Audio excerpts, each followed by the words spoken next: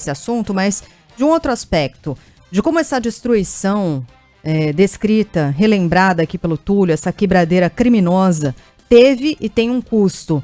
A gente já falou do custo cultural, dos custos para a nossa democracia, que resistiu bravamente, institucional, mas um custo financeiro para todos nós, por causa da destruição de obras de arte, do nosso patrimônio. Vamos falar sobre esses custos. 20 milhões de reais, pelo menos até aqui, é o que custa, ou que já custou aos cofres públicos a recuperação desses itens. O presidente do Instituto do Patrimônio Histórico e Artístico Nacional, Leandro Graz, está conosco a partir de agora. Muito bom dia, seja bem-vindo. Bom dia, Sheila. Legal a todos os ouvintes da Band News FM. Um prazer estar aqui com vocês. Graz, eu já falei aqui, o número de 20 milhões de reais, é esse o balanço, o que efetivamente foi possível de ser feito, obras mais emblemáticas que puderam ser recuperadas e aqueles itens que infelizmente não puderam ser recuperados. Perfeitamente, Sheila. Houve um trabalho das instituições, dos três poderes, desde o início acompanhado pelo IPHAN. Foi um trabalho de mapeamento de danos e de recuperação. Muita coisa já era possível restituir no início, porque estava no almoxarifado, você tinha cadeiras, por exemplo, vidraças, que as instituições já tinham comprado. Outras coisas precisaram ser adquiridas e outras coisas se perderam, principalmente o que a gente chama de bens móveis, como algumas peças e obras de arte que se quebraram em muitos pedaços, não serão restauradas.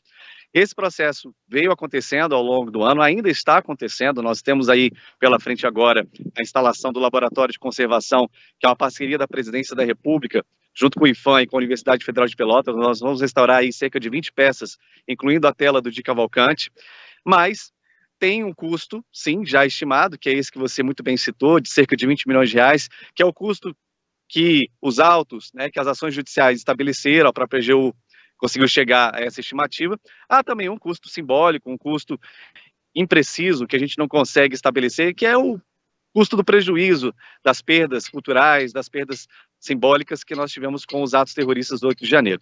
Mas tudo já foi devidamente caminhado. Eu quero, inclusive, parabenizar as equipes dos palácios, do STF, do Congresso e do Planalto, porque foram muito competentes na recuperação. Nós tivemos aí o trabalho de restauradores, conservadores, pessoas extremamente comprometidas. Ô Leandro, aquilo que não pode ser recuperado não ganha um status de obra histórica exatamente por isso? Vou dar um exemplo. E não estou comparando aqui um episódio com o outro, tá? É só um exemplo pontual. Em um parque no extremo sul de Nova York, onde ficavam as Torres Gêmeas, muito próximos dali, no Battery Park, há uma obra de arte de ferro que tornou-se um monte de ferro retorcido devido aos acontecimentos de 11 de setembro de 2001. Aquela obra de arte era irrecuperável e exatamente por isso tornou-se uma obra não mais de arte, mas uma obra histórica, exposta no meio do parque como um monumento que relembra aquilo que aconteceu no 11 de setembro. Ninguém tentou recuperar aquilo. Você não consegue distinguir o que é. Do jeito que ficou, está exposto ali, né? Numa pracinha. Esses objetos não têm esse caráter histórico também, não poderiam eventualmente compor um museu, uma exposição itinerante ou algo parecido, pelo seu caráter histórico, por terem sido eles próprios, aspas, tá? Vítimas da selvageria daqueles terroristas? Sem dúvida, todos os elementos, sejam eles restaurados ou que não foram possíveis de se restaurar, podem ser utilizados como ferramentas de memória, para se recordar tudo o que aconteceu, para criar também uma conscientização e evitar que essa tragédia se repita. Então você coloca aí uma boa estratégia que já inclusive faz parte daquilo que as instituições estão querendo. Algumas dessas peças realmente foram quebradas em diversos pedaços, que nós não vamos conseguir restaurar, elas já estão, inclusive, em alguns espaços colocadas. O próprio STF já deixou, em alguns momentos, no seu próprio museu, algumas dessas peças. Há também uma iniciativa do Congresso. E é isso, você diz que uma coisa que para nós é muito importante, quer promover essa memória também a partir daquilo que ficou, daquilo que foi destruído. Lembrando que a gente não faz essa política de memória. Hoje nós vamos ter aqui um ato, nós tivemos ontem aqui no Eixão de Brasília também uma ação em defesa da democracia. Tudo isso não é para exaltar o que aconteceu, é para que não se repita, é para que a gente promova a educação, conscientização e um sentimento de que esses fatos, eles são parte da tragédia, são parte dos traumas do Brasil e que tem que ser, sim, lembrados para que as atuais e futuras gerações tenham o compromisso com a democracia e não voltem a cometer esses equívocos. Ô, Leandro, a gente sentia a dor aqui, né? Como observadores, a cada vez que a gente via uma tela sendo rasgada, um relógio sendo jogado no chão, uma vidraça sendo quebrada, vidraça menos, porque se substitui e pronto, mas uma obra de arte a gente sabe que é mais complicado. Parecia que estavam rasgando a nossa barriga quando rasgaram aquele quadro de Cavalcante. Eu imagino para você, né, que trabalha com isso, que é um especialista nisso, qual foi aquele objeto que mais lhe causou dor no momento em que você viu aquelas imagens? Esse sentimento é um sentimento muito ruim mesmo. Eu vou, para além das obras em si, foram várias que, ao vermos os terroristas destruindo, nos provocaram muita dor e uma indignação profunda, mas eu vou falar de um outro aspecto, né, se você me permite. Eu sou aqui de Brasília, nasci aqui nessa cidade, cresci, eu brinquei aqui nessa praça, eu estou aqui justamente nesse momento, aqui atrás do Congresso, o Palácio Planalto e o STF, eu cresci aqui nessa praça, eu brinquei aqui, andei de bicicleta, a gente vinha para cá com a família, comprar algodão doce, comer pipoca, tinha o achamento da bandeira, aqui no gramado do Congresso, quem é de Brasília, quem já veio aqui, talvez tenha feito isso, a gente descia de papelão ali no gramado, brincando.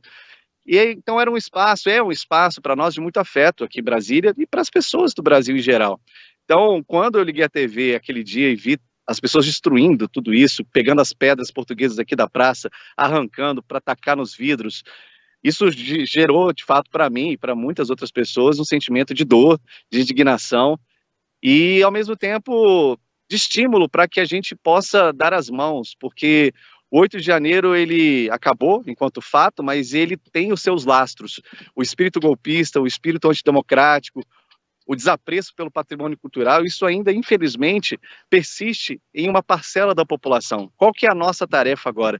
É converter esses sinais de ódio, é converter esses sinais de destruição em sinais de vida, em sinais de amor e de afeto pelo país, de afeto pela nossa democracia, que é algo que precisa ser trabalhado, algo que precisa ser construído todos os dias, fazer com que as novas gerações, crianças e adolescentes, entendam a representação e o valor do patrimônio cultural, passem a ser parceiros nessa preservação, que a gente possa ter um compromisso com a educação patrimonial, com a educação para a democracia em todos os ambientes. Portanto, que essa indignação e essa dor possa nos mover também a uma postura de construção, de parceria e de harmonia na sociedade. Perfeito. Muito Presidente, legal. muito, Obrigado, muito Leandro, legal esse por relato, né? ter saído do terno do especialista e ter voltado lá para sua infância. o short e tal, né? da infância, né? Deslizando ali. É revoltante mesmo, né?